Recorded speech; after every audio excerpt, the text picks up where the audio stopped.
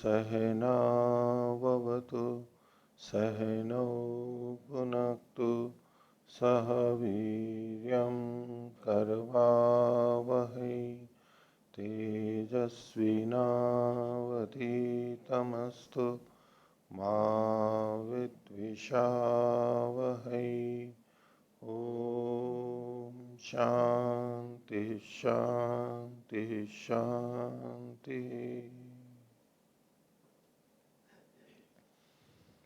मीमांसा दर्शन की 415वीं कक्षा, मीमांसा दर्शन के 10वें अध्याय का 5वां पाद हम देख रहे हैं। पिछली कक्षा में पहला अधिकरण समाप्त किया था। पिछले पाठ में से कुछ पूछना है तो पूछ सकते हैं। हाँ आचार्य, ये जो 5वें पाद का पहला सूत्र है, तो इसमें कहा कि आनुपूर्वी हो और उनका, और उसमें अगर एक देश अगर हो तो फिर जो संख्या का जो ग्रहण होगा वो प्रारंभ से होगा। तो क्या हम इसको सर्वतंत्र सिद्धांत के रूप में ले सकते हैं? हाँ, ले सकते हैं जहाँ भी ऐसा प्रसंग आए। क्योंकि ये तो न्याय संगत है, इसलिए वो न्याय सब जगह लग जाएगा। विशेष कथन होगा तो कोई बात ही नहीं है, तब तो कथन के अनुसार होगा, नहीं तो कुछ कथन नहीं है तो ये सभी जगह लगा सकते हैं। और ये जो इसमें जिन उदाहरणों को लेकर के चर्चा की है, हाँ वो उदाहरण स्पष्ट नहीं हो रही, कैसे हाँ, है? क्या स्पष्ट नहीं है? द्यावा पृथिव्यम एक कपालम आश्विनम द्विकपालम, और फिर जो समस्त वचन जो कहा, तो ये हाँ किस तरह से देख रहे हैं इनको? तो ये जो कहा, इनके पहले जो द्यावा पृथ्वीम एक कपालम और फिर वैष्णवम त्रिकपालम इति एक देश वचनम, एक देश का वचन है। एक देश मतलब जितना संपूर्ण कहा गया है उसमें से कुछ भाग का कथन है, तो संपूर्ण कुछ और है। तो ये जो 1, 2 और 3 है उसके एक भाग कहलाएंगे। तो संपूर्ण क्या है? क्योंकि कोई ये कह सकता है इसमें कि भाई ये जो कथन है इसी को संपूर्ण क्यों नहीं मान लेते हो, आप इसको एक देश क्यों मान रहे हो? तो एक देश सापेक्ष कथन हो जाएगा। एक देश तभी कह सकते हैं जब हमारे को पूरे का पता हो। तो उसको दिखाने के लिए कहा समस्त वचनम अपि भवति। क्या समस्त वचन है? आग्नेयम अष्टा कपालम निर्वपेदिति। तो ये 8 कपाल हो गए, ये समस्त कथन हो गया, ये प्रकृति में हो गया। अब यदि विकृति में भी 8 है तब तो कोई प्रश्न ही नहीं है, लेकिन यदि विकृति में 1, 2, 3 आदि कुछ विशेष विधान किए गए हैं तो प्रश्न उठेगा कि इन 8 में से कौन सा लेवे। तो उसमें क्रम प्राप्त यहाँ पर अनुपूर्वी से जो विद्यमान है तो उसमें प्रारंभ से लेना चाहिए।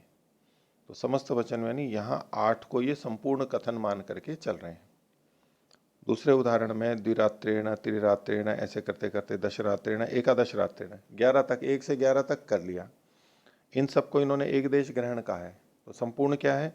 तो समस्त ग्रहणम अपि भवति द्वादशाहेन प्रजा कामम याजयेत्। तो द्वादशा है, ये संपूर्ण कथन हो गया। अपने आप में जो इकाई के रूप में 12 ये संपूर्ण माना जाएगा, प्रकृति में है। तो अब इससे कम जितना भी होगा वो उसका एक देश कहलाएगा।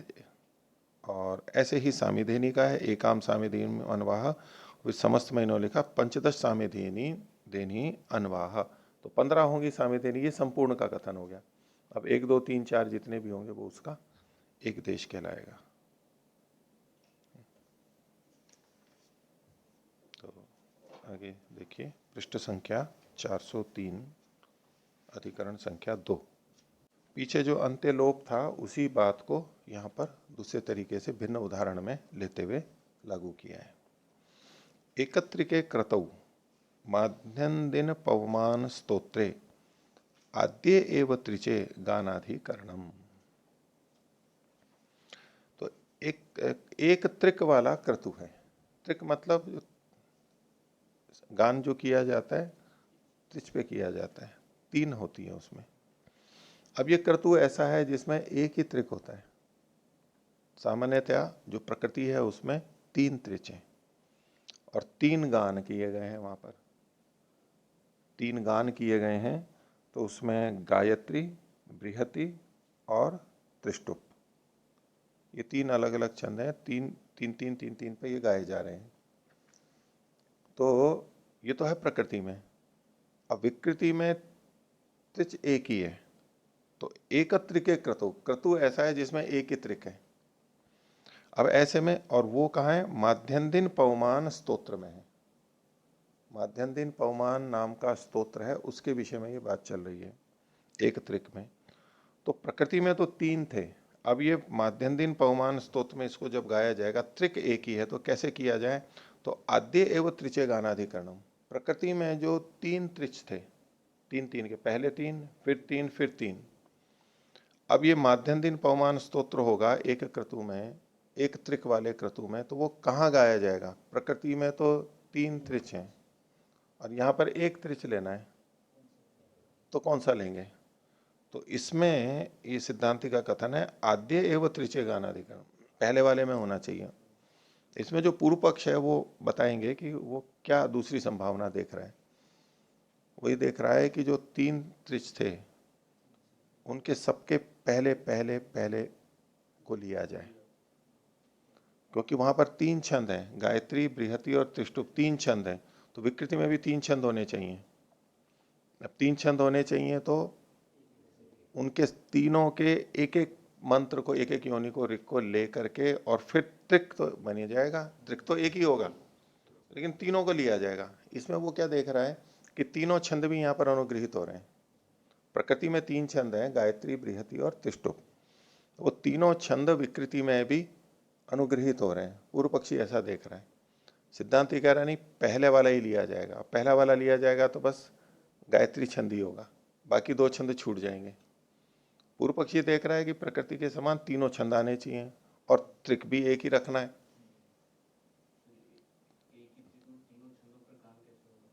वो तो सिद्धांत तो यही है कि एक समान ही छंद होना चाहिए, लेकिन पूर्व पक्षी अपने ढंग से देख रहा है कि भाई छंदों का भी तो अनुग्रह करना है प्रकृति के समान, और तीन भी रख, त्रिक भी एक ही रखना है। तो उसके लिए उसकी दृष्टि ये है कि तीनों का एक एक मंत्र ले लिया जाए और तीनों छंद का प्रयोग हो जाए, तो उसको ज्यादा वो लग रहा है प्रकृतिवत, अधिक प्रकृतिवत हो रहा है, ऐसा पूर्व पक्षी देख रहा है।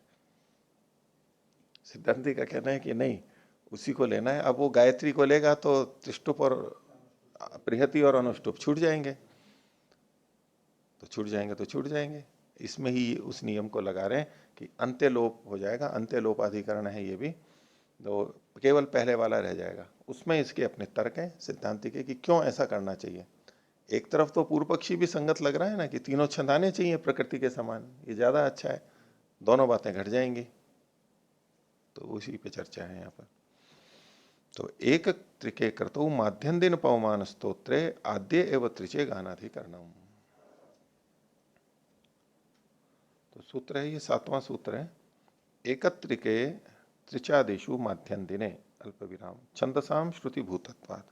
पूर्व पक्षी का है ये कि एक त्रिक क्रतु होगा तो उसमें त्रिचादियों में, माध्यम दिन त्रिचादि में करने में, इसमें तीनों से हम लेंगे क्योंकि छंदों के श्रुतिभूत होने से, क्योंकि जो तीन छंद हैं गायत्री बृहति और त्रिष्टुप, ये वहां पर श्रुति से कहे गए हैं, श्रुतिभूत है, इसलिए विकृति में ये आने चाहिए, तो इसलिए तीनों का एक एक लेना चाहिए। भाष्य, अस्ति एक त्रिकः क्रतु, एक त्रिक क्रतु होता है, उसके लिए अब ये प्रमाण दिया विपरीत अल्पविराम में, अथ ईशा एक त्रिकः, अब ये एक त्रिक के बारे में प्रारंभ किया, और उस एक त्रिक में क्या क्या चीजें होती हैं वो यहाँ पर बताई जा रही हैं, संबंधित तो अंतिम में आएगा। तस्य एकस्याम बहिष्पवमानम, एक में बहिष्पवमान, तिसृषु होतु राज्यम, एकस्याम मैत्रावरुणस्य, तिसृषु ब्राह्मणाच्छंसिनः, एकस्याम अच्छा वाक्य, ये तो खैर इससे संबंधित वाक्य हो गए। अब मुख्य बात है तिसृषु माध्यम दिन पवमान, माध्यम दिन पवमान जो स्तोत्र है वो तीन में, तिसृषु ऋक्षु, तीन ऋचाओं में ये होगा। मुख्य विषय हमारा इस पे है। तो तदत्र माध्यम दिने पवमाने संशय, माध्यम दिन पवमान के विषय में संशय है।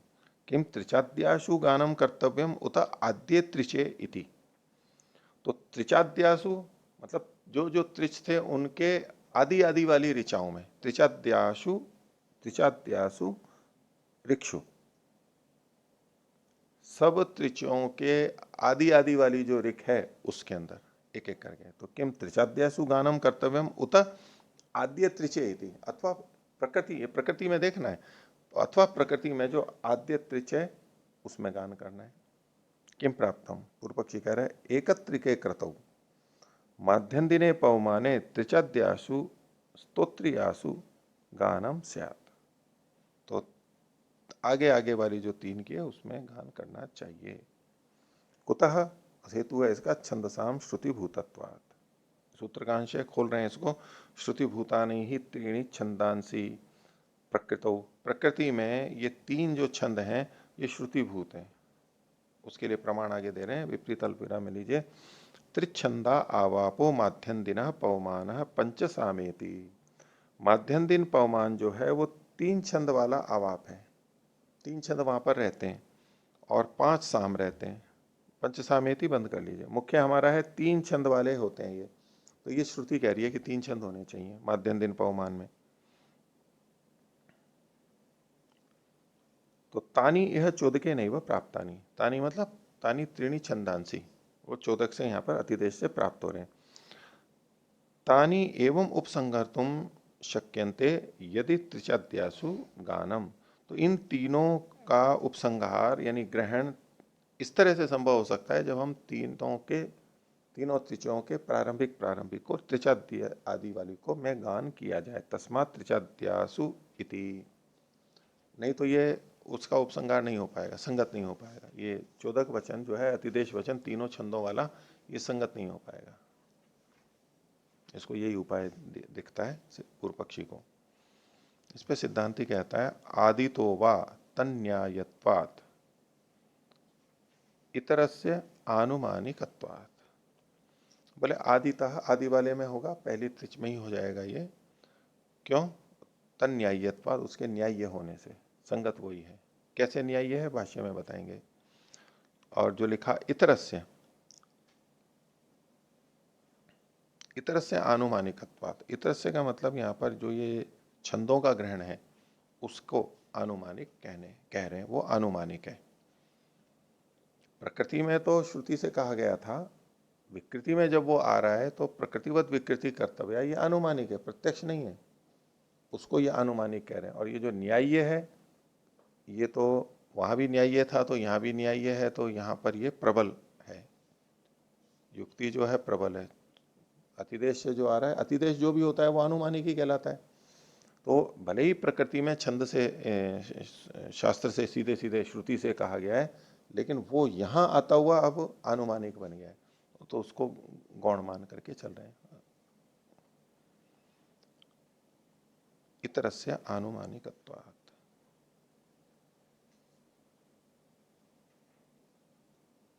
भाष्य, वह शब्द पक्षम व्यावर्तयति आद्य त्रिचे गानम कर्तव्यम। तो आद्य त्रिचे गानम कर्तव्य ये सिद्धांत है। प्रकृति में जो आद्य त्रिच है, 3 मंत्र हैं, उस पर गान करना चाहिए।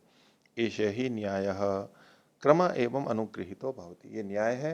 और क्या होगा इससे? क्रम का अनुग्रह होगा, पहला क्रम होना चाहिए।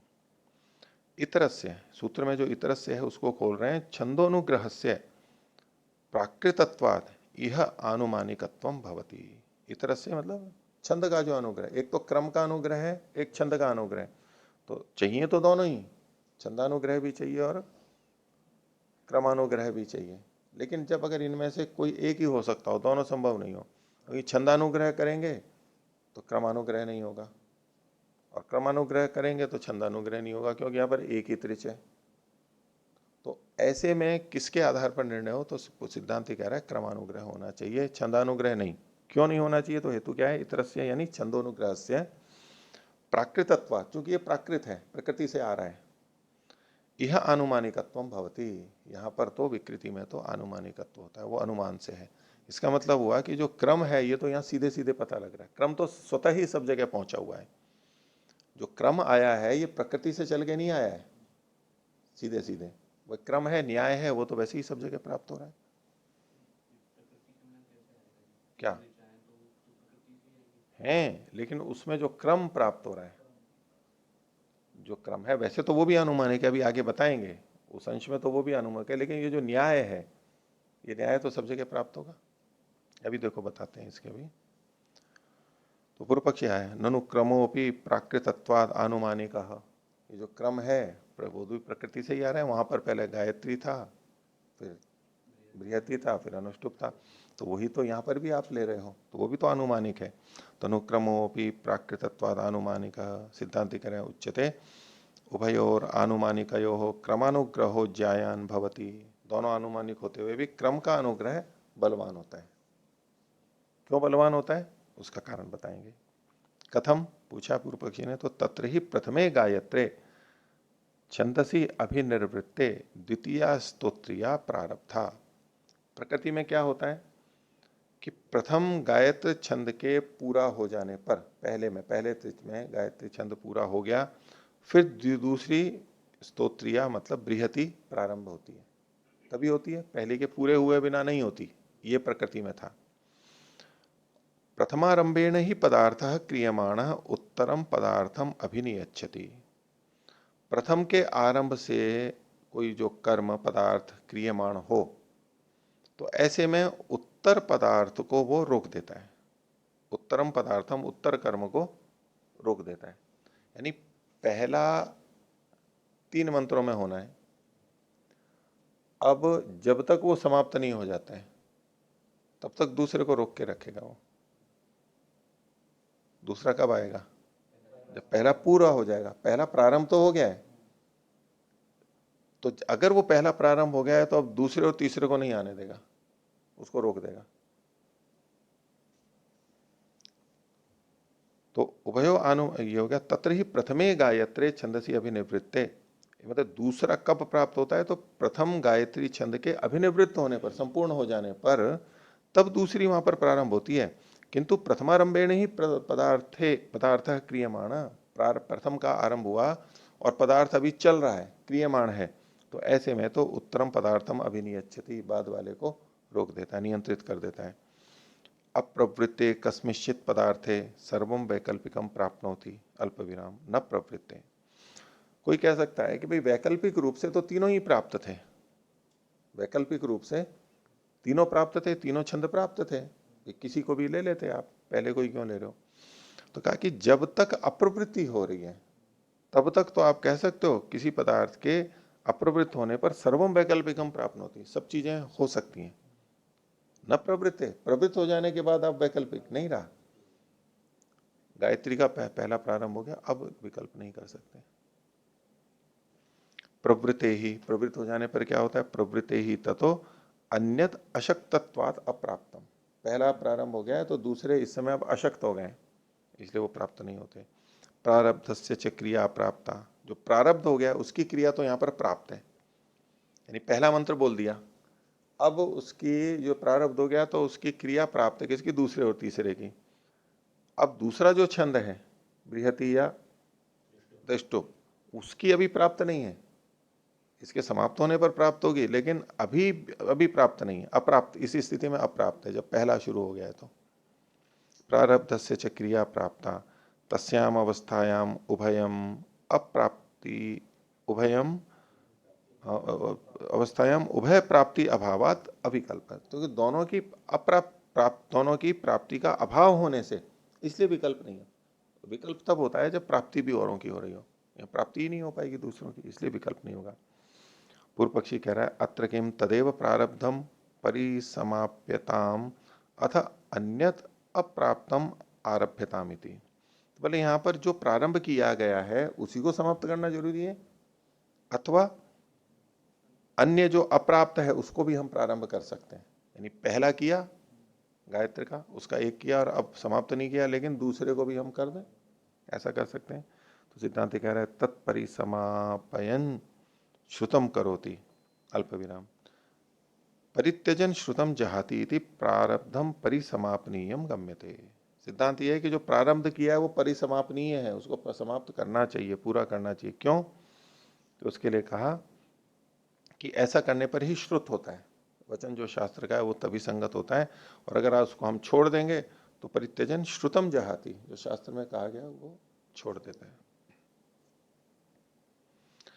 अथेतानिम तस्मिन निर्वृत्ते वैकल्पिकम कृतार्थत्वाद अप्राप्तम। तो अब कह रहे हैं कि तस्मिन निर्वृत्ते, यानी पहले वाले के गायत्री के पूरा हो जाने पर, कृतार्थत्वाद चरितार्थ होने से, क्योंकि एक ही त्रिक है यहाँ तो उसके चरितार्थ हो जाने पर वैकल्पिकम अप्राप्तम, वैकल्पिक 2 चीजें और थी वो यहाँ पर प्राप्ति ही नहीं रही।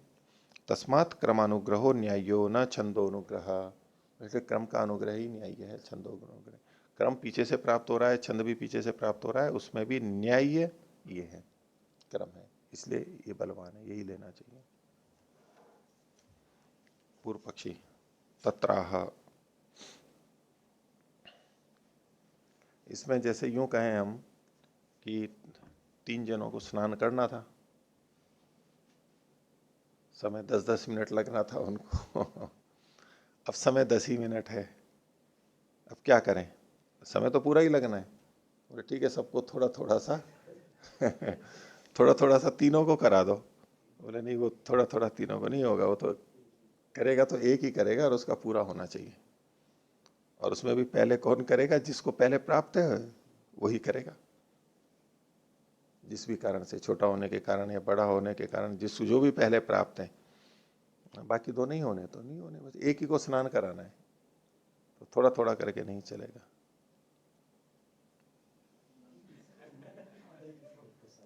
नहीं, एक को नहीं, तीनों को कुछ कुछ भाग कर लें।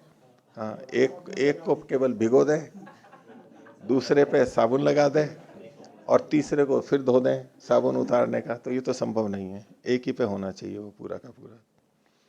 पूर्व पक्षी इसमें कहता है तत्राह ननु गायत्रेण छंदसा पूर्वम क्रियमाणे न उत्तर कालम त्रैष्टुभम उपक्रांतम भवति।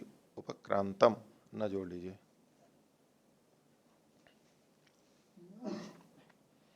तो कह रहा है कि जब गायत्री छंद से पहले वाले को कर रहे होते हैं, पूर्वम क्रियमाणे, अल्प विराम ले लीजिए, ननु गायत्रेण छंदसा पूर्वम क्रियमाणे, गायत्री छंद से पहला किया जा रहा है, अभी क्रियमाण है, उस समय में न उत्तर कालम त्रैष्टुभम उपक्रांतम भवति, क्या बाद वाला त्रैष्टुभ उपक्रांत नहीं होता है, यानी उसकी भी प्राप्ति नहीं होती है, हो रही होती है। ये प्रश्न के रूप में है, किम है। हाँ, त्रैष्टुभम अपि नहीं, बृहति तो चलो ठीक है, ये लेकिन ये दूसरे को ले लिया, कोई एक छंद का नाम ले लिया, गायत्री तो हो ही रहा है, क्या वो भी उपक्रांत नहीं हो रहा होता है? क्योंकि 3 है वहां, तो एक के होने पर क्या दूसरा उपक्रांत नहीं हो रहा? उसको हम शुरू नहीं कर सकते कि तीनों को एक साथ शुरू कर दिया। 3 जनों को भोजन कराना है तो ये भी प्रारंभ कर रहा है, ये भी प्रारंभ कर रहा है, ये भी प्रारंभ कर रहा है, 3 चीजें एक साथ प्रारंभ हो रही है, तो क्या वो उपक्रांत नहीं है? उसको नहीं कर सकते, प्रश्न के रूप में है ये। किम लगा सकते हैं, किम उत्तर कालम त्रैष्टुभम अपनी उपक्रांतम न भवति, जिस समय ये चल रहा है, तो सिद्धांत कह रहा है उच्यते सत्यम उपक्रांतम भवति। बोले उपक्रांत तो होता है, प्राप्ति को तो मतलब प्रारंभ तो हो रहा है कि भाई उपस्थित तो है, किंतु न तो द्वितीयाम तृतीयाम अकृत्वा, पहले वाले की दूसरी और तीसरी ऋचा को किए बिना, गाए बिना नहीं होता। वो उपक्रांत तो है लेकिन दूसरी और तीसरी होने पे होता है। जैसे एक जना स्नान कर रहा है और दूसरा स्नान के लिए उत्सुक नहीं होगा, उद्यत नहीं होगा, उधर अंदर स्नान चल रहा है उसका, बीच का अंत का, तब ये उद्यत तो हो ही रहा है ना तो बोले उद्यत तो होगा, लेकिन करेगा तब जब इसके पहले पूरे हो जाएंगे, तब उद्यत भले ही होता रहे, लेकिन करेगा नहीं, उपक्रांत तो हो रहा है। तो सत्यम उपक्रांतम भवति न तो द्वितीयाम तृतीयाम अकृत्वा। इसमें जो पहली पंक्ति है, इसमें ननु गायत्रेण छंदसा पूर्वम क्रियमाणे, इसमें मीमांसा कोश में तो क्रियमाणे के बाद में अल्प विराम लगा रखा है, पूर्वम क्रियमाणे न उत्तर कालम त्रैष्टुभम उपक्रांतम भवति। एक तो इस तरह से अर्थ बताई दिया आपको, इसको किम का हमारे को प्रश्न को लगाना पड़ रहा है और सिद्धांति उसका समर्थन भी करे, सत्यम उपक्रांतम भवति, तो क्या वो उपक्रांत नहीं होता है? तो बोले हाँ होता है। तो प्रश्न न लगा करके यहां चूंकि न, हम न उत्तर कालम ये देख रहे हैं, इसलिए अगर इसको हम यूं करें तो क्या संगति लगेगी, ननु गायत्रेण छंदसा पूर्वम क्रियमाणेन, न को इधर जोड़ लेंगे, क्रियमाणेन उत्तर कालम त्रैष्टुभम अपि उपक्रांतम भवति। अब ये पूछ नहीं रहा है, ये कह रहा है कि नहीं, दोष नहीं, कह रहा है कि उत्तर काल जो त्रैष्टुभ है वो भी उपक्रांत होता है, वो भी उपक्रांत हो रहा है। जिस समय गायत्री का चल रहा है, गायत्री का चल रहा है, उस समय दूसरा भी उपक्रांत हो रहा है, ये बस कथन कर रहा है, हो रहा है, पूछ नहीं रहा है, उस पर सिद्धांत कह रहा है उच्यते सत्यम उपक्रांतम भवति, हाँ उपक्रांत हो रहा है। प्राय करके ऐसा ही होता है ना, वो कहता है कि ऐसा हो रहा है, तो सिद्धांत कहता है हाँ ऐसा हो रहा है, वो प्रश्न के रूप में नहीं होता है। लेकिन उन्होंने वहां पर क्रिया मारने के बाद अल्प विराम लगा रखा है मीमांसा कोश में, और यहाँ भी ये अलग अलग लिखा हुआ है। तो उस दृष्टि से भी हम चाहे तो देख सकते हैं, ननु गायत्रेण छंदसा पूर्वम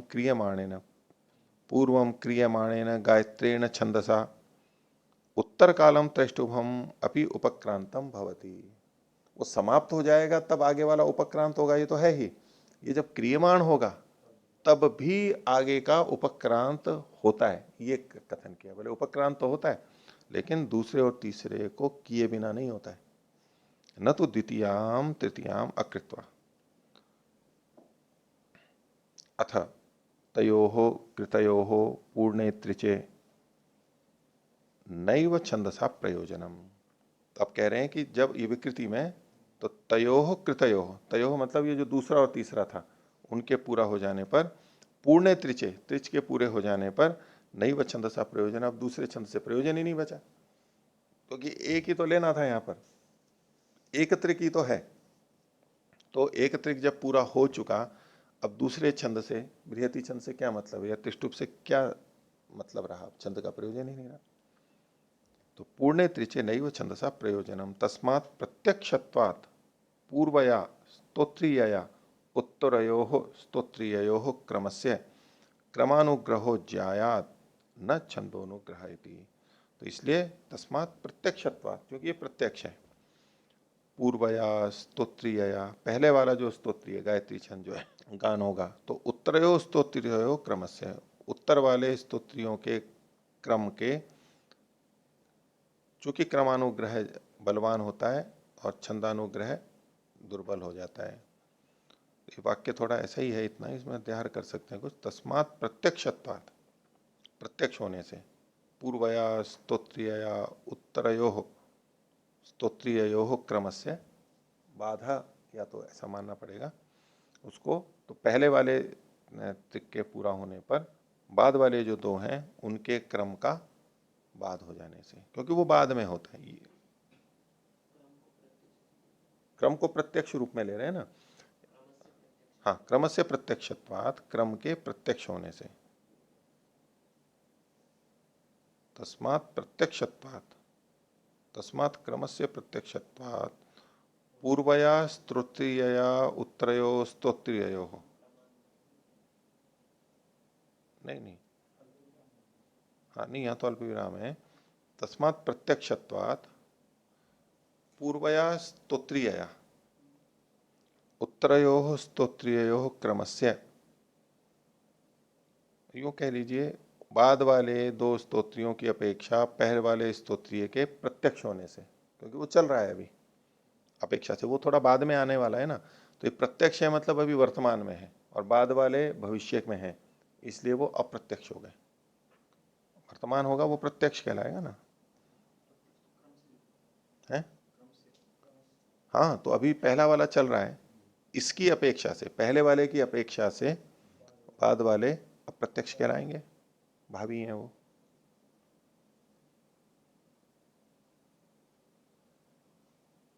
और इसको पूरा करना जरूरी है। तो क्रमानुग्रहो ज्याया न छंदोनुग्रह। आगे सिद्धांति का ही सूत्र है नवा, यथा निवेशम च प्रकृतिवत अल्प विराम संख्या मात्र विकारत्वात्। और बोले यथा निवेशम च प्रकृतिवत, जिसका निवेश वैसे ही होगा जैसे प्रकृति में है, पहले गायत्री आएगा। और संख्या मात्र विकारत्वात्, यहाँ जो विकार किया गया है संख्या मात्र का विकार किया गया है, छंद का और उसके किसी और चीज का विकार नहीं किया गया, वो तो जो होगा हो जाएगा। संख्या जो है एकत्रिक है, वहां पर ये विकार है, बदलाव है।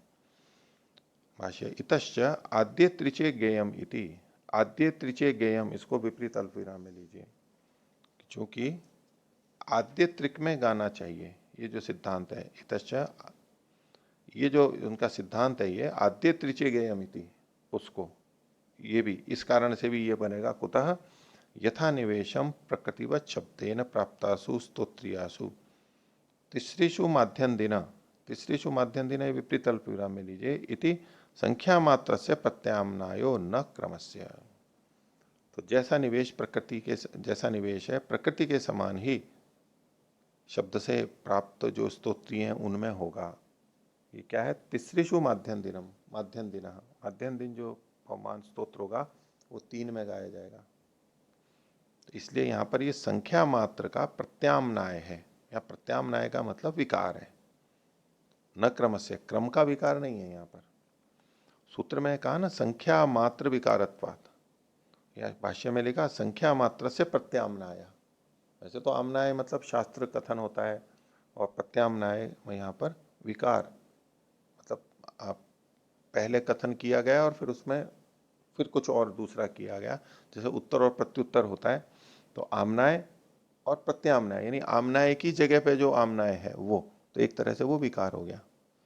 सूत्र में भी चूंकि विकार लिखा, संख्या मात्र विकार है ये, न क्रम से, क्रम का नहीं है। इसमें पूर्व पक्षी कह रहा है आह ननु यथा क्रम से न प्रत्याम्नाय, बोले जैसे क्रम का विकार यहां पर नहीं किया गया। इसने कहा ना संख्या का विकार किया गया, अर्थात क्रम का विकार नहीं किया गया। तो पूर्व पक्षी कह रहा है कि जैसे क्रम का विकार नहीं किया गया, एवं छंदसाम अपि न स्यात्, न स्यात् का अध्याहार कर लेंगे, ऐसे छंद का भी विकार नहीं होना चाहिए। आपने तो छंद का विकार कर दिया, एक ही लिया ना, तीनों नहीं लिए। आपने तो छंद के विकार का भी कहा है। जब केवल संख्या का ही विकार आप कह रहे हो और क्रम का विकार नहीं है, तो छंद का भी विकार नहीं है यहाँ। तो छंद को भी आपको तीनों को लेना चाहिए। तो एवं छंदसाम अपि स्यात्, तो इस पे सिद्धांत कह रहा उच्यते सत्यम एवं एतत्। ये ठीक है कि छंद का भी विकार यहाँ नहीं कहा गया है, केवल संख्या का विकार कहा है, किंतु मुख्यस्तु क्रमानुग्रह जघन्य छंदसाम। तो क्रम का अनुग्रह मुख्य है और छंद का अनुग्रह जो वो जघन्य है, दुर्बल है। इसलिए हमें अगर दोनों में से अनुग्रह करना होगा तो किसका करेंगे? बलवान का करेंगे अनुग्रह, दुर्बल का अनुग्रह नहीं, बलवान का अनुग्रह करेंगे। तस्मादपि आद्य त्रिचे गातव्य में, इसलिए आद्य त्रिच में ही गाना करना चाहिए। आध्यात्मिकता से दूर हो गया ना, बलवान का अनुग्रह करना चाहिए, दुर्बल का अनुग्रह नहीं करना चाहिए। अध्यात्म क्या कहेगा? दुर्बल का करना चाहिए अनुग्रह, दुर्बल का अनुग्रह करना चाहिए। ईश्वर बलवान है तो उसका तो हम कुछ अनुग्रह करेंगे ही नहीं, नहीं कर रहे हैं, लेकिन उसका कोई उपकार तो नहीं कर रहे हैं हम। तो उसमें उसका क्या उपकार कर रहे हैं? उसका कहाँ हम कुछ उपकार कर रहे हैं? उसका प्रचार करते हुए हम अपना अनुग्रह कर रहे हैं।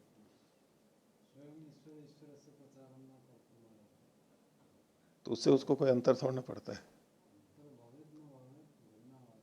भिन्ना वार्ता कहता हूं भाई हम वेद का प्रचार करेंगे तो हम किस लिए कर रहे हैं? भगवान के लिए थोड़ा ना कर रहे हैं, अपने लिए कर रहे हैं। हाँ, उसका प्रचार करने में हमारा अनुग्रह अधिक होता है, उसकी आज्ञा पालन में हमारा अनुग्रह अधिक होता है, अच्छा होता है, सरल होता है, इसलिए हम ऐसा करते हैं।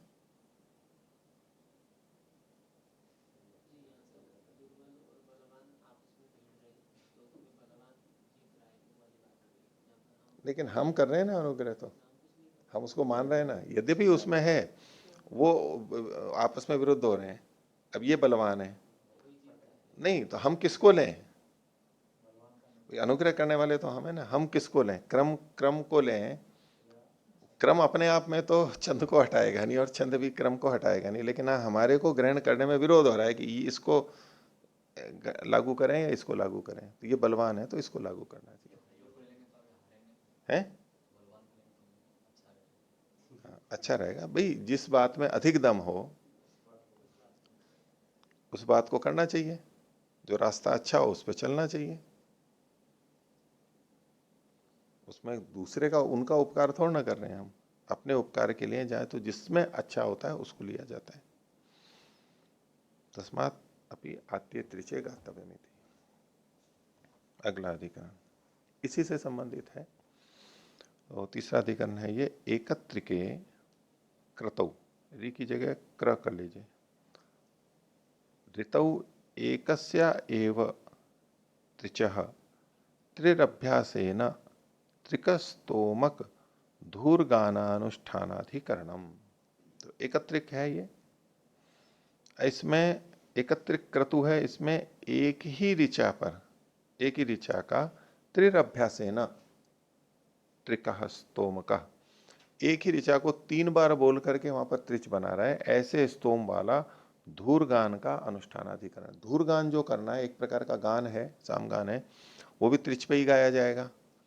तो धुरी गान जो है नीचे कहेंगे, धुरी साम है, तो धूर गानानुष्ठान, धूर गान का अनुष्ठान कैसे करेंगे, एक ही ऋचा पे को 3 बार बोल करके करेंगे।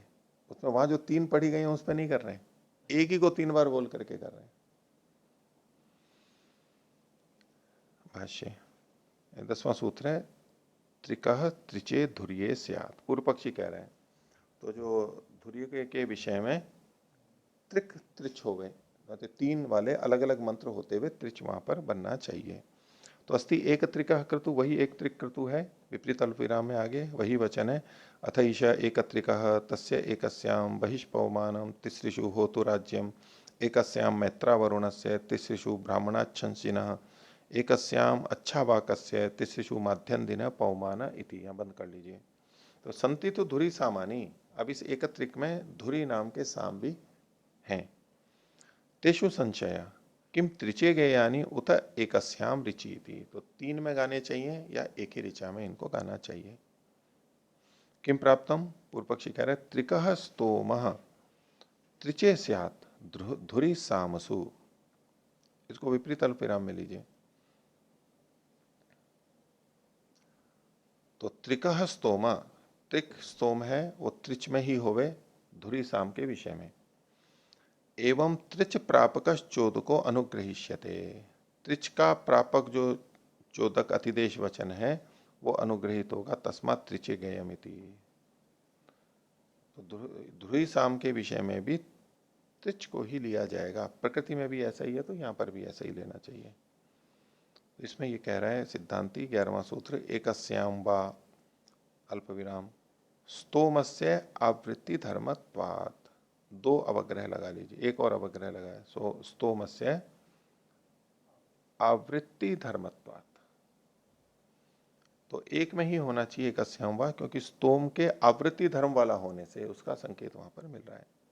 तो एकस्याम वा हो गया, एकस्याम वा ऋचि गेयम, एक ही ऋचा में गाना चाहिए। स्तोम से ही तत्र आवृत्ति धर्मता भवती, स्तोम की आवृत्ति धर्मता होती है, यानी उसकी आवृत्ति की जाती है।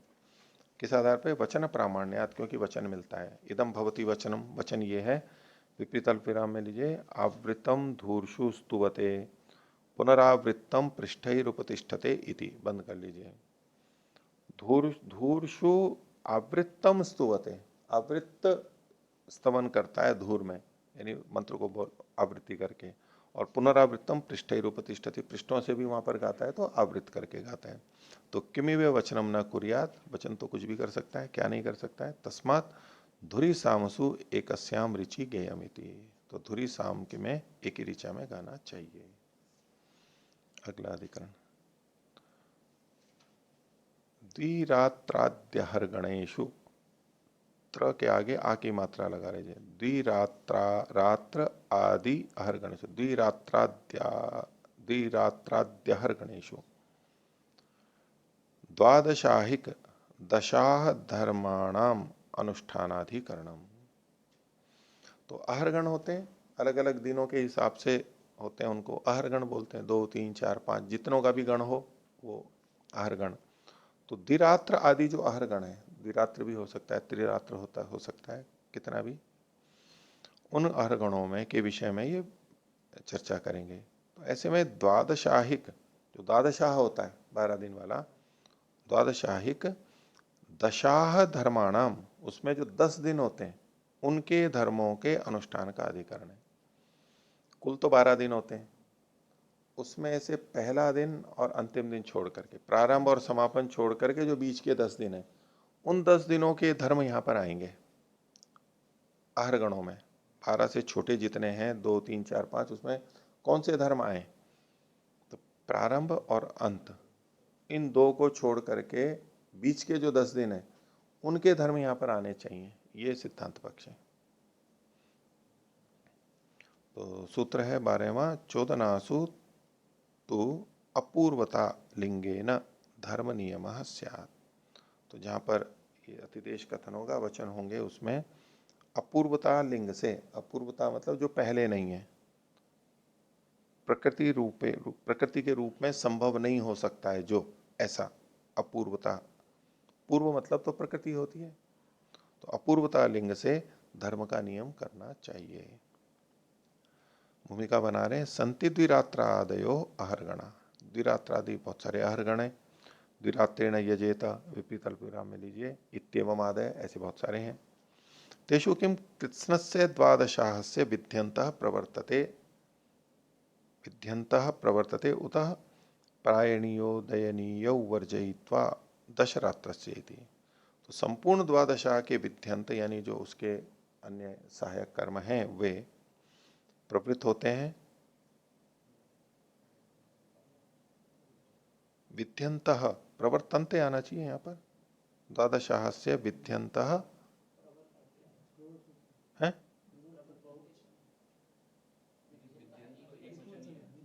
विध्यंतः एक वचन है, ठीक है, ठीक है। द्वादशाहस्य विध्यंतः प्रवर्तते, ये 12 के प्रवृत्त होंगे, अथवा प्रायणीय और उदयनीय को छोड़ करके। प्रायणीय प्रारंभ वाली है, आरंभ वाली, उदयनीय वो समाप्ति वाली है, अंतिम दिन वाली। तो किम प्राप्तम, तो पूर्व पक्षी कह रहा है अविशेषात कृत्स्नस्य इति, कुछ विशेष कथन तो नहीं है, इसलिए पूरे के होने चाहिए। एवं प्राप्ते ब्रूमा, सिद्धांति बोल रहा है, चोदनासु तासु प्रायणीय उदयनीयो पूर्वत्वेन असंभवात दशरात्रस्य विध्यन्तः प्रवर्तते।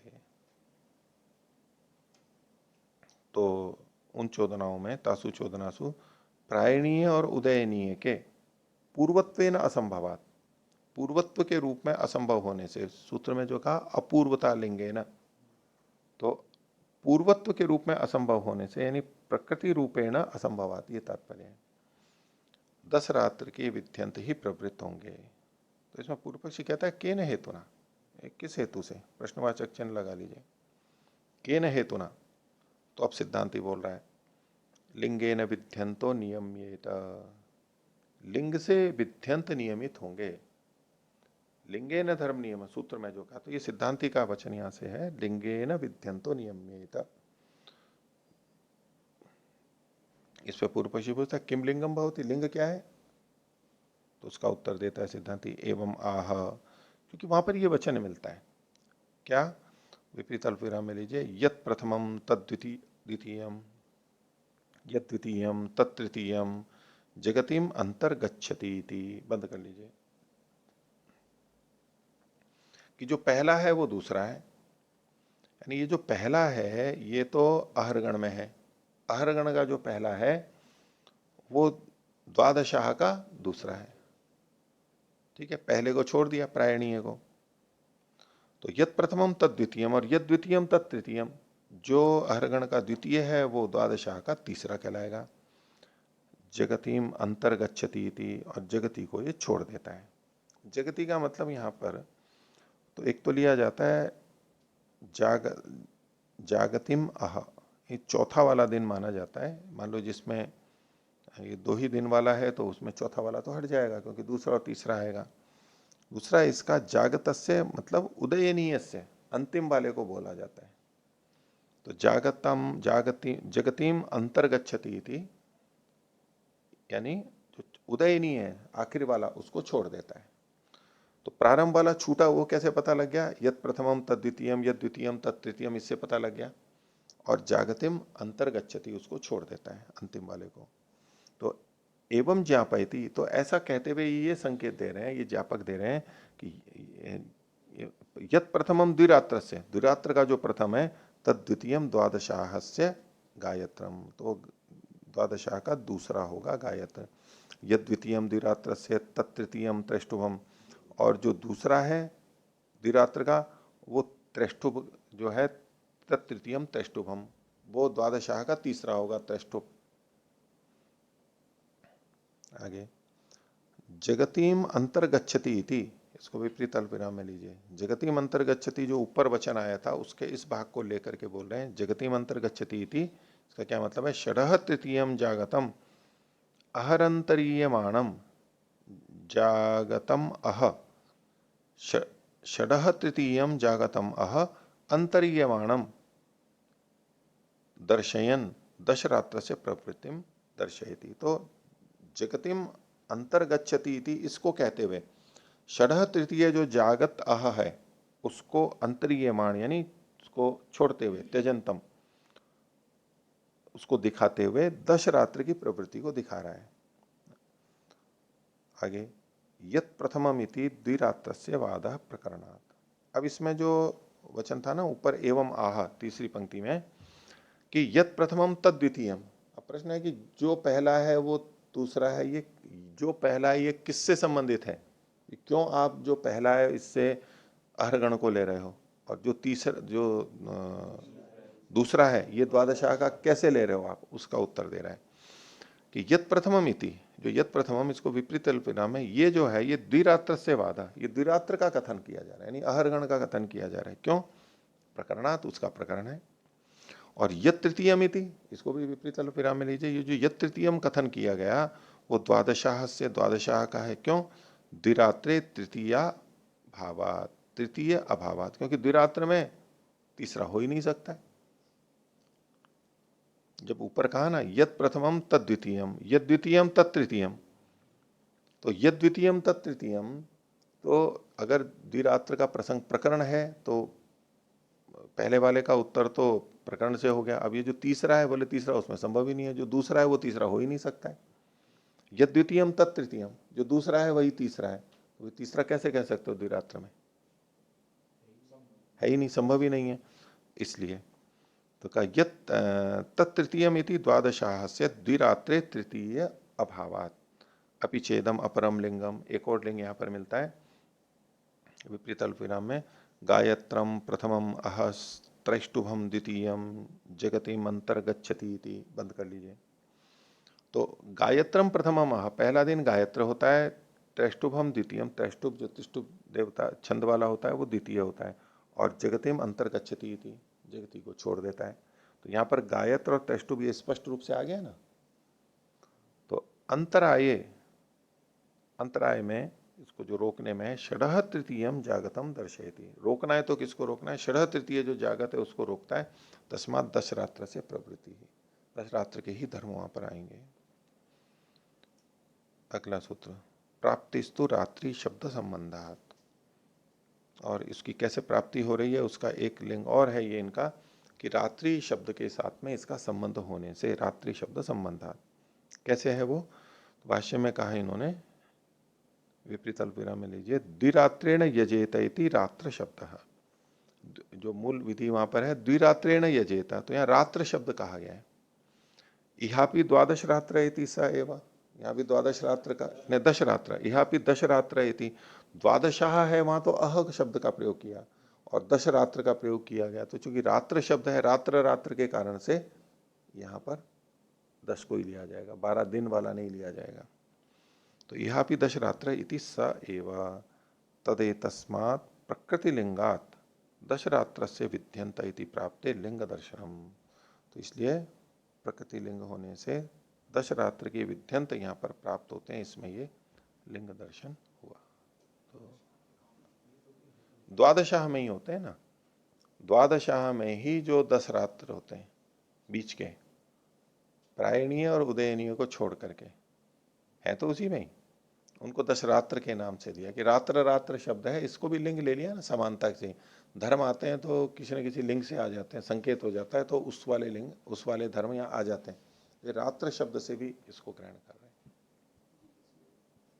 जो 12वें सूत्र के भाष्य के नीचे से तीसरी पंक्ति थी, तृतीयमिति द्वादशाहस्य, तो यहाँ जी द्वादशाह ही लेना जरूरी थोड़ी, उसमें जैसे त्रिरात्र ले या फिर चतुरात्र में भी हो सकता है। लेकिन यहाँ तो द्विरात्र के अंदर प्रसंग है ना ये, और द्वादशाह की, द्वादशाह जो है उसकी विकृति है ये।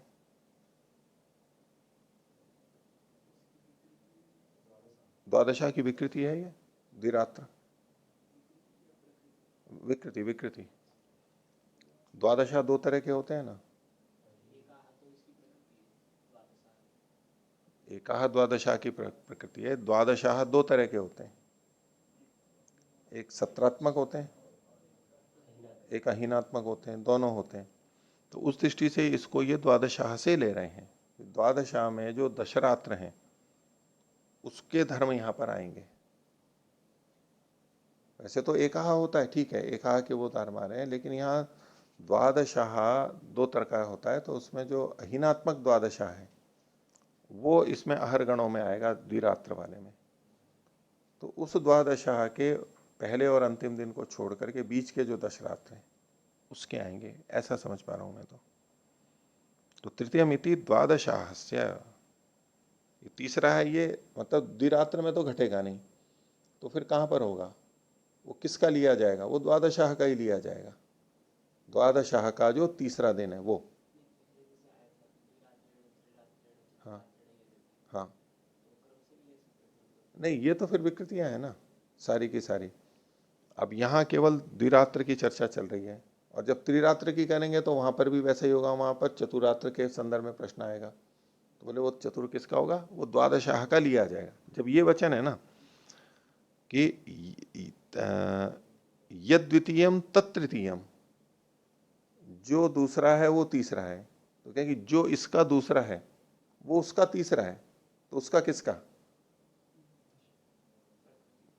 उसका द्वादशाह का। हाँ, अहीनात्मक द्वादशाह का जो तीसरा है, जो यहां पर दूसरा है वो वहां पर तीसरा है, यानी उसका तीसरा जो है वो ही यहां पर दूसरे में आएगा।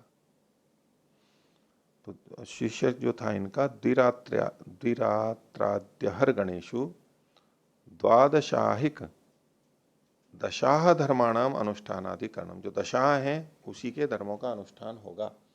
ये जो 10 जो होंगे ना, 2 से लेकर के 11 तक, उसके अनुसार से यहाँ पर घटेगा भाई। नहीं तो यूं पहले दिन से पहला करेंगे, दूसरे दिन से दूसरा करेंगे, तो द्विरात्र में जो पहला दिन है उसमें द्वादशाह के प्रायणीय आ जाएगी, पहला दिन वो गलत हो जाएगा। तो द्विरात्र के अंदर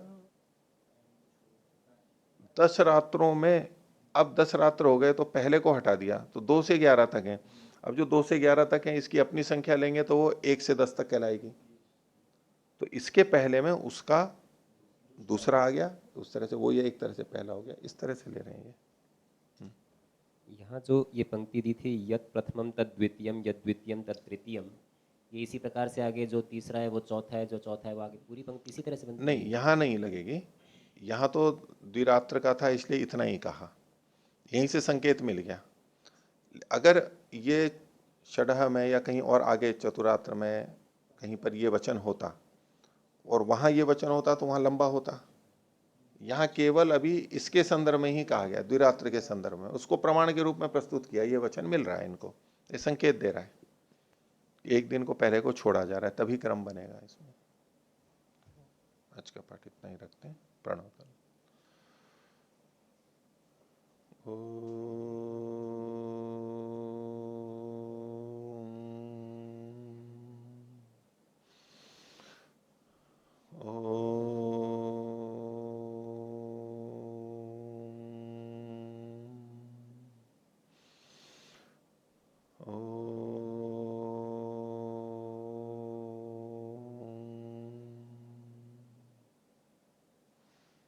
सभी कुछ सदर हुआ था। ओम